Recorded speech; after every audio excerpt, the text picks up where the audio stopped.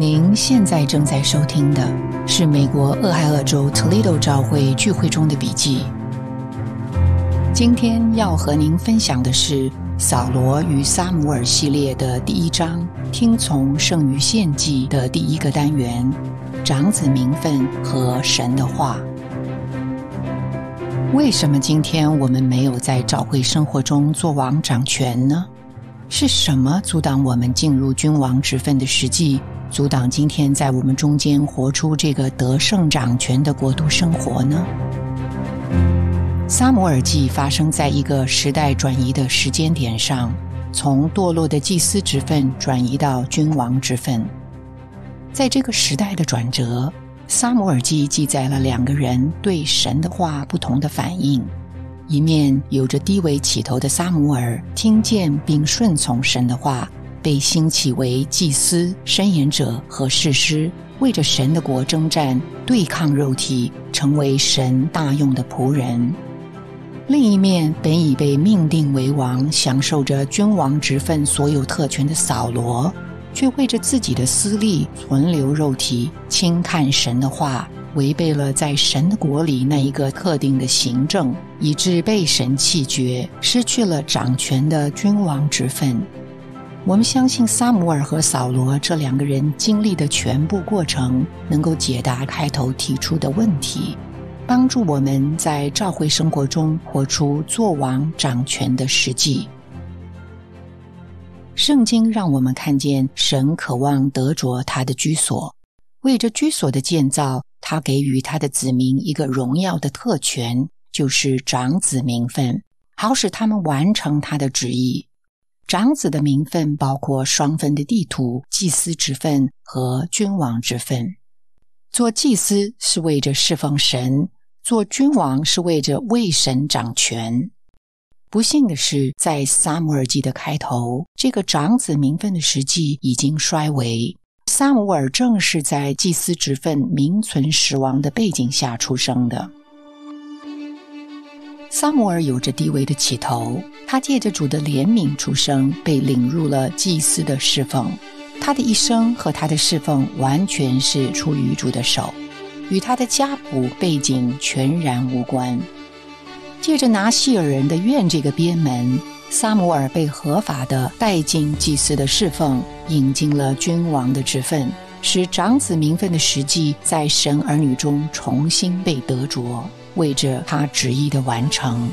神的确要我们完成他的旨意，他也给了我们完成他旨意的一切供备，就是他的自己隐藏在他的话里。在撒母耳的侍奉里，主的话是他侍奉的内涵和准则，是他侍奉的一切能力。他带着一种效力持续供应并且推动着他。他听见的是话，遇见的乃是神。敬畏神的话语一点不是宗教的美德和教条，乃是神话语道成肉身的自然结果。对神话语的敬畏，对神工作掌权的顺服，以及对神行政的执行，充分体现在撒母耳一生的侍奉中。这个使得撒母耳成为在神经纶的计划中推动时代往前的重要人物。撒母耳是一个拥有并且应用长子名分的人。主的话之所以能有效力地影响我们，绝不是借着我们立志学习基督的美善，严格遵守属灵的规条，盲目热心教会的服事，或是履行基督徒所谓的宗教义务。只有话成了肉体，就是基督自己显在我们中间，主观的被我们经历和享受，碰着我们里面真实的自己，我们才能在每天的生活里得着神真实的供应和带领。他是万有的创造者，是万有存在的意义，是万有得以维系的唯一凭借。没有他，我们就不存在，我们的存在全是为了他。他是万物的根基，是那创造天地的大能。话成了肉体，支搭帐幕在我们中间，满了恩典和实际。这个话是教会建立的根基，也定义我们服事的性质。我们的服事与我们天然的资历才干毫无关系，它完全取决于这个话是否在我们里面向着我们成了肉体，主观的规律变化我们。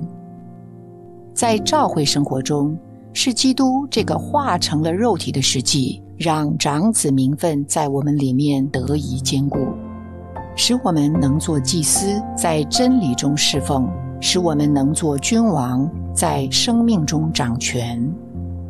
正如同扫罗，我们都有一个荣耀的起头，被赐予了掌权的地位。然而，神的话若是对我们没有效力，我们就只能说自己的话，凭自己眼中看为正的而行。那些对自己天然行为合理的解释，不但不能使我们得称义，反而暴露了我们里面对神话语的不信，暗藏着对神的蔑视和抗拒，就要使我们失去长子的名分，失去在教会生活中作王掌权的实际。这对神的儿女是何等的警戒！感谢您的收听，希望您能从今天的信息中得到亮光和启示。你的点赞、留言、分享、转发是我们持续制作的动力。我们的网址是 thechurchintoledo.org。期待我们下次空中再会。